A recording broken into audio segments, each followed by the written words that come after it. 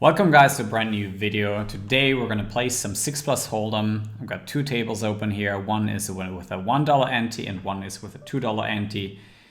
These are the highest stakes running at the moment. Sometimes there's a $5 ante game running as well.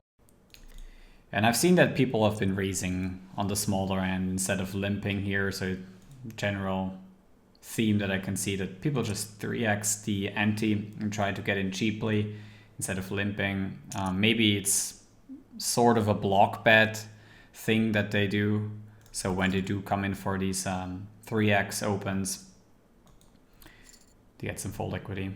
And also they might not get ISO raised a lot, which is always a little bit weird because once you limp call a hand in this game, you basically are saying that you don't have kings or aces, and also maybe not pocket queens or ace king, because these hands, they're often in the stack of in the broke ranges.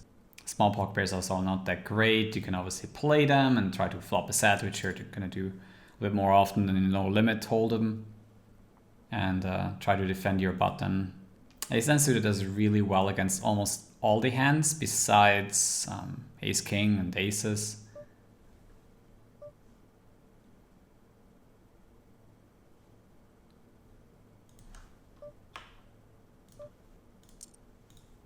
Gonna raise call on the right.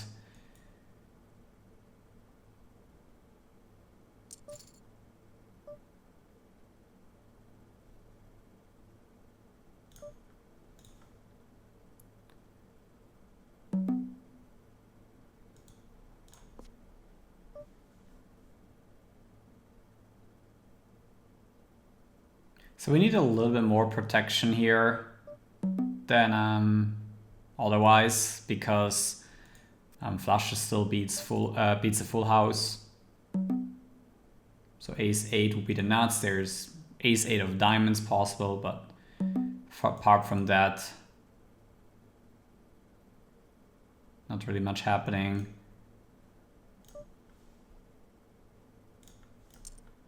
And we get a call on the river, betting third. I don't think like shoving is that great of a thing to do there, because we're not going to get called, or we're not representing that many bluffs. Apparently he bluff catches queens here. I don't think it's good to bluff catch queens because we're three-way, and you know there's less combinations in this game, and it's still very easy to have an ace in your hand. You're actually starting out with 20% of hands that are ace X before the flop. So every fifth hand has an ace in it. So once you raise and call a 3-bet, it's sort of easy to have an ace in your hand, even though there's two aces on the board. And don't play those hands that are offsuit and disconnected. If you look at all your hands, these are towards the bottom 5% of all holdings. I also wouldn't recommend playing sixes in this spot. Sixes is a hand that has very little equity. Sixes and sevens are in particular not that great, and like in regular no limit, they have a much lower EV than the medium pairs and the higher pairs, of course. Definitely do want to limp here. And on the flop, probably gonna check call the smaller bet, because I have a backdoor flush as well, but against a larger bet I might have to even fold, because I just have a gut shot in the best three-way, and yeah, now it's time to give up. I think this guy here plays on both tables and has some experience, but let's see what goes down here. So he's in there with the sixes on the button, which obviously he just needed to check. And he's up against the straight. So the connectors, they have almost always a bunch of equity against any hand, except for some of the dominated matchups that are out there. I'm gonna try to steal here with the ace jack. It's not a very great hand at all, but obviously we could get through the button when he doesn't have much, and we still have position on this guy. Pretty decent board. Definitely going to start c-betting here. Gonna have all the sets, and he won't have those sets very often. Gonna be a 1 with bottom 2. Might be even a fold because of the multi-way nature of the multi-way bet. You gotta do quite a bit of limping. You get like really, really great pot odds, and limp folding is definitely going to be a part of what you have to do. And you definitely have to do also some limp raising, because otherwise, whenever you limp, you never have a hand. If you just do limp call, then yeah, it's not gonna be so great.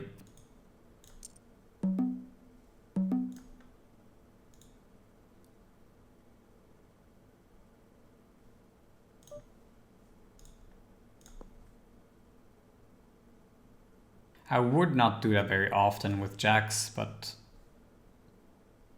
playability-wise, the hand is really bad. And I think he was just basically auto-raising a lot of hands at first. It's probably a little bit a dynamic thing.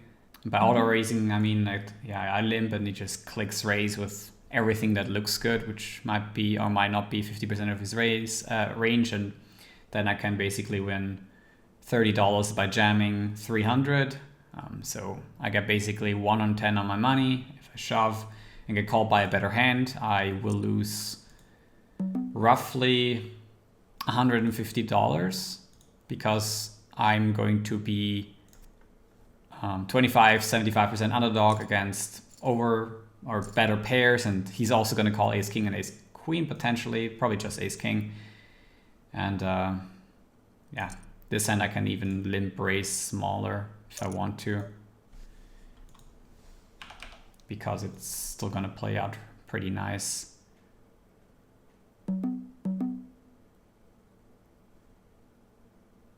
Could also limp call.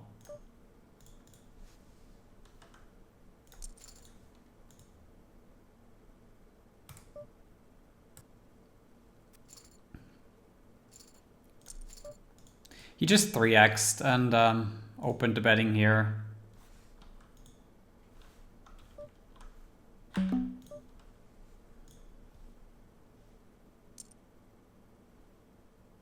Definitely do have to call twice. And on the river, probably even 3 times. Could have a ton of hands to still have me beat. I mean, not very many, but some. And obviously ace king could be value bet like this, but potentially would we even be the value bet like king 10, king 9 suited or something like that. So easy call. And I don't think ace queen is a value bet. I think that's not so good.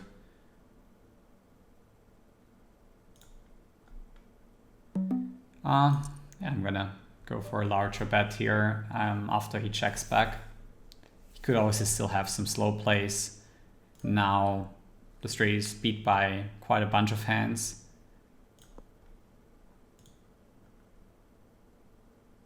Do not think he has many flushes, because if he has maybe there is ace queen mostly. But I also don't think there's too many bluffs that he could have, and I block some of them, something like, I don't know, 10 jack, king queen, that he could turn into a bluff.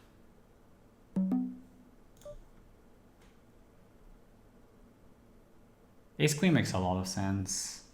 10x of spades could make some sense too. I think that the no limit guys will still play this game the best if they adapt and if they look at the equity, which is still one of the most important things in this game. I think also you have to observe a lot how often people are raising, how often you can get away limping hands, because you have to fight for these antes you put in there. You have to protect your button a little bit, not let people steal your button that often. If people don't do something like, 10xing, or that would be $20, then you can easily defend a bunch of offsuit hands as well, not just the suited ones. For example, now the pot odds that I get is 6 into 28, so I have an easy call with queen 10. I have no idea what he's raising with, but having a queen and a 10 blocks some of the king x they could have, and still do want to call once at least and see what he does on a turn.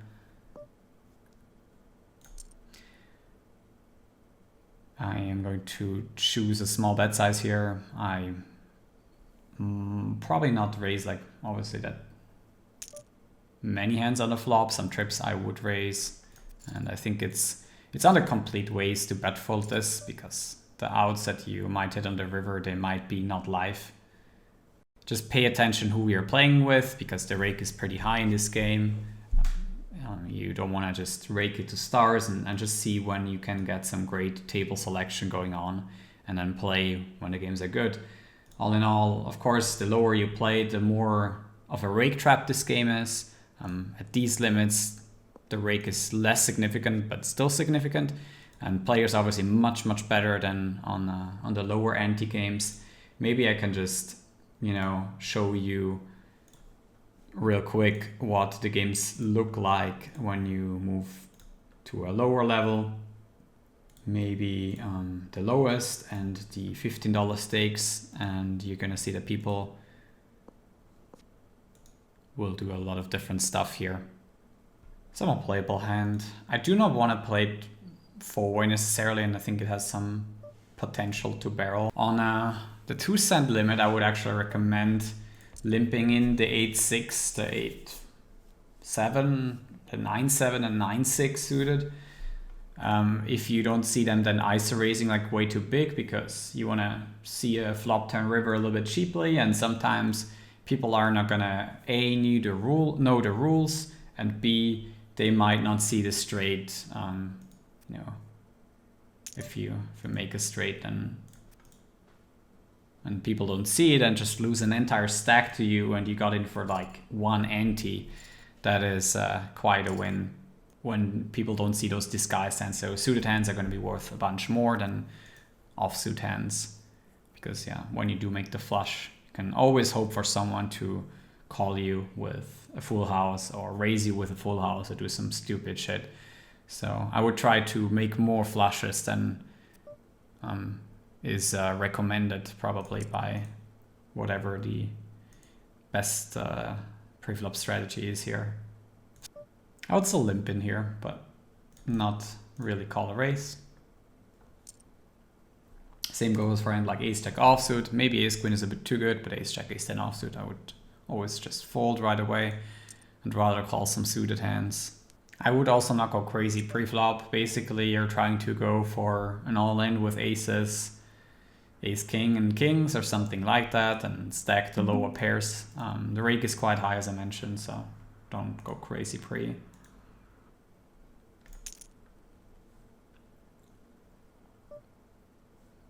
And when you do raise on the low limits, I would, when your hands are suited, it's much better if you have an ace in it, because then people don't get to 3-bet and jam and whatnot with their ace king and aces and whatever. Obviously, we could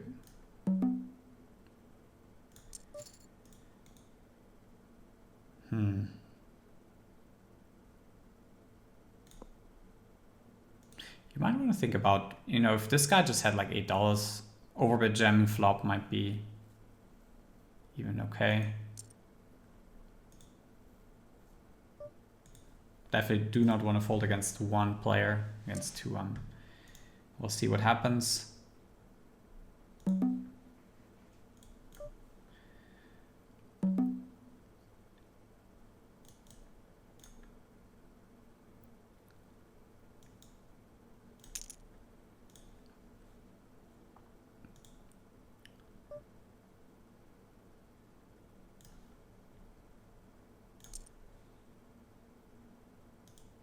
Doing fairly fine against this player, but sometimes not so fine against Button, who could still slow play something.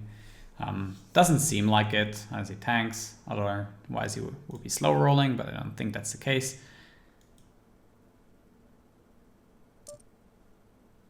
And here, not sure what they are doing. 23%.